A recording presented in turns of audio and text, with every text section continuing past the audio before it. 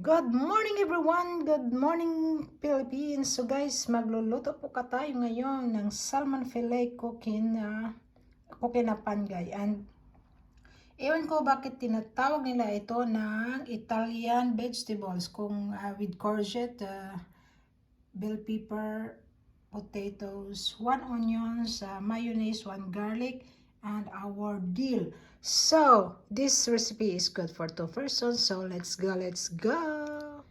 So we're going to add some salt in our water. So cut natin ang ating courgette or zucchini into dice, same as our bell pepper.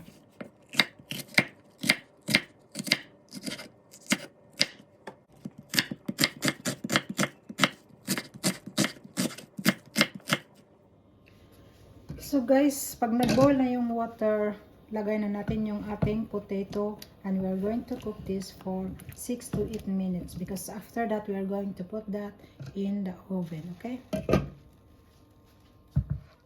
We're going to cut our garlic now and into small pieces guys at ang ating dill. Mix natin siya sa ating mayonnaise at ito na ang ating magiging sauce sa ating salmon. Lagyan na to ng salt and pepper ang ating mayonnaise with dill. So, mix na natin siya guys. Yun lang. So, ito na siya. So, after 6 minutes guys, iset aside muna natin siya, okay? At magluluto na tayo ng ating. So, you're going to add some oil. Ilunod na natin ang ating onions.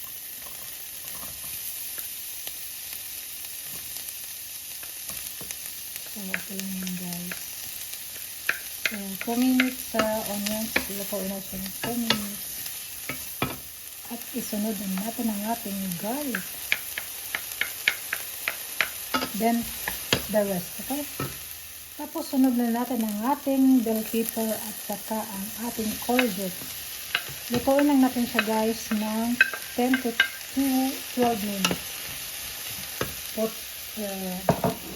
Add some salt and pepper and it's good.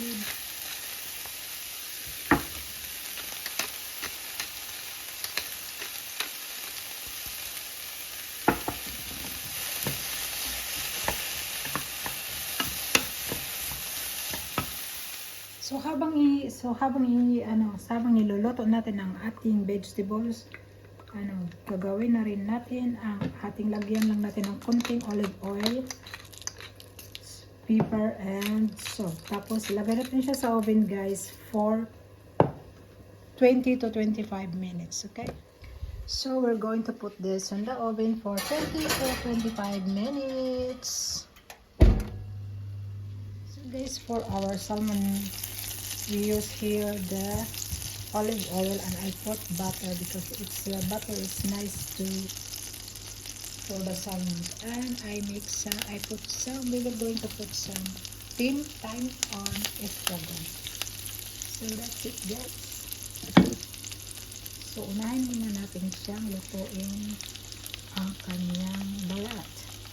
The side na may balat.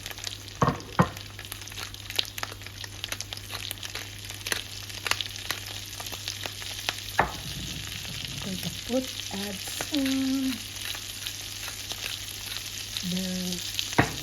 So that's it guys. Atayin natin yun. For me, I'm going to cook that for 10 minutes. Soak natin itong salmon guys. Ready na rin ang ating potato and vegetables.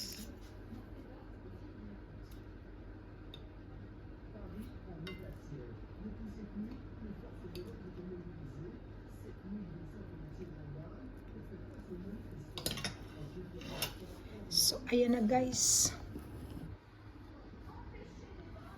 Ready na ang ating lunch for today. And it's very easy and quick and very affordable. So, gawin nyo to guys.